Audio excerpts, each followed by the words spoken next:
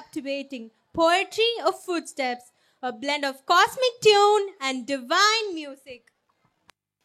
சூரபத்மன் என்னும் அரக்கன் அகில அண்டங்களையும் ஆள வேண்டும் என்று தவமிருந்து சிவபெருமானிடம் சாகாவரம் கேட்டு பெற்றான். இவ்வரம் பெற்ற துணிச்சலில் தேவர்களை எல்லாம் அடிமைப்படுத்த துவங்கினான். தேவர்கள் அனைவரும் சிவபெருமானிடம் சென்று முறையிட்டனர். இதை கேட்ட சிவபெருமான், அசுரனான சூரபத்மன் அழிய வேண்டும் என்றால் அது தாய் வயிற்றில் பிறக்காத ஒரு குழந்தையினால் தான் முடியும் என்றார். அப்போது சிவபெருமானின் முகத்திலிருந்து 6 நெருப்பு பொறிகள் வெளிவந்தன. அவற்றிலிருந்து கந்தன் உருவெடுத்தான். அவன் வளர்ந்த பிறகு அசுரனின் கதையை கேட்டு தெரிந்து கொண்டான். அதன் பிறகு முருகனுக்கும் சூரனுக்கும் போர் தொடர்ந்தது. 5 நாட்களில் சூரபத்மனின் அனைத்து சேனைகளையும் அழித்தார் முருகர்.